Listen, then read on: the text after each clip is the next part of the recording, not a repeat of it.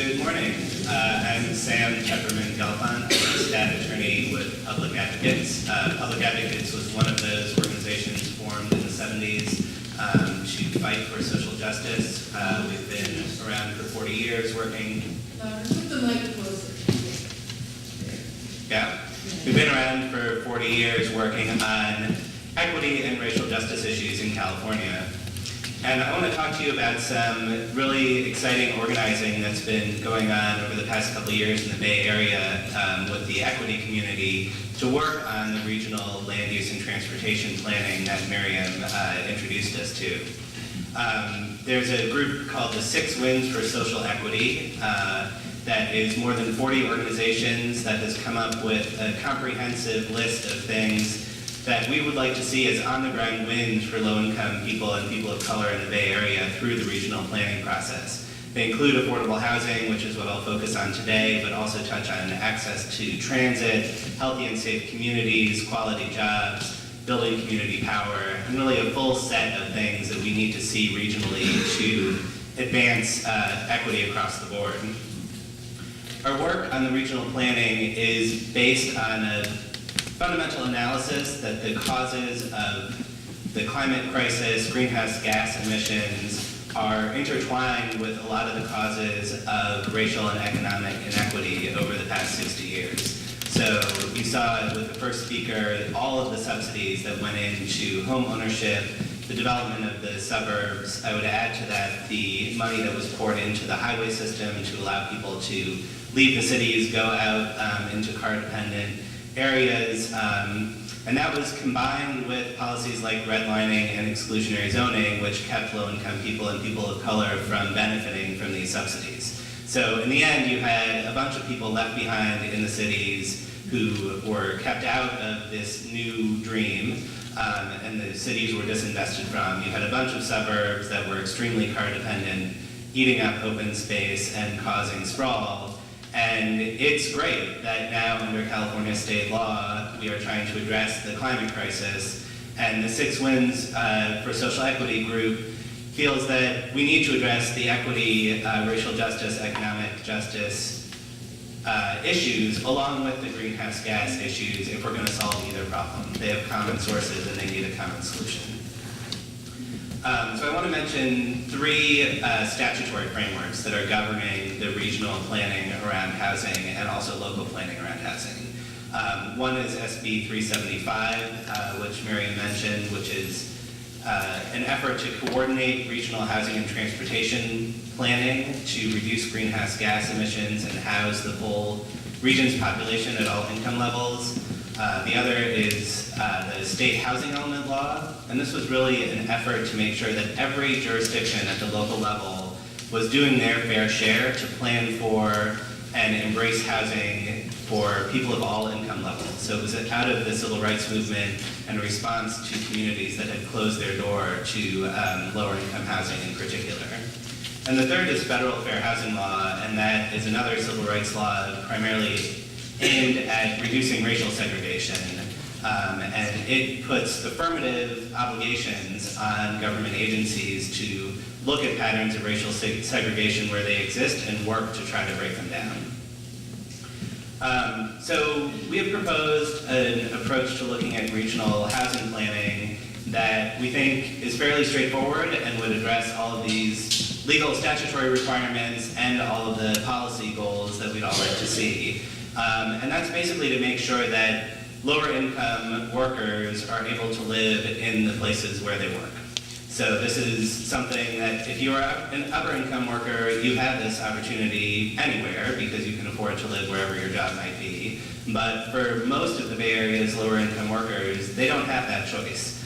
And if you do this, you're going to create more walkable, pedestrian, and bike-friendly neighborhoods, make public transit more feasible to run and operate, reduce car travel for people who still do drive. So you're going to be, and you're also going to open up a lot of job centers that are more affluent to the lower income workers who work there in the malls, grocery stores, maintaining yards, all of that kind of thing, including up to teachers and police officers working for city government who can't afford to live there. You're going to give them a chance to live in the communities where they work and lead to more integration economically and racially. So this is a great vision. It's gotten a lot of traction with elected officials who make these regional decisions. It's unfortunately not the driving vision behind the current drafts of the regional planning for housing. As Mary mentioned, the priority development area system is the driving force behind the regional planning for housing, and it's going to be where 70 to 80% of the housing over 40 years is going to be planned for in the Bay Area. That's just an extremely high number. Most of these places are great places to grow. They have transit. They can get investment to become complete communities if they're not already. The main problem is that this is a voluntary system, that local jurisdictions were invited to identify areas for development near transit, and every city made their own set of decisions about whether they were going to opt into this system at all, if they were going to opt in, whether they were going to act like Oakland and San Francisco and take a very broad view of how much of the area in their city was near transit and could be developed at higher densities and accommodate more people and jobs, or whether they were going to be like Lafayette, which has a BART station and identified an extremely, extremely tiny area next to that BART station that they thought was suitable for development. So it's a problem, and it's a problem not only for social equity, but it's a problem that we really want to get serious about reducing car travel and maximizing our transit infrastructure. So I guess our agenda is to try to make sure that all of the places that need to grow are getting the growth that they need. And this interacts with the housing element structure, which is a structure that is built through California state law, goes through the regional governments, and then goes down to the local level. And this is a really powerful tool that we are lucky to have in California that many states do not have. So this is actually looking at where, from a statewide and regional perspective, does growth need to happen?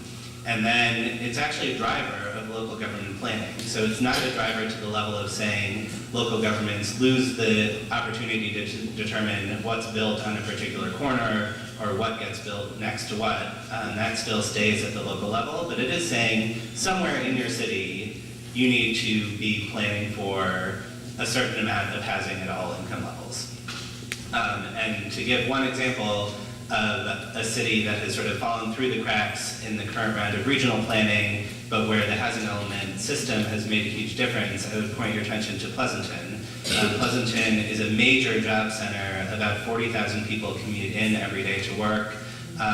20,000 of those are lower income people.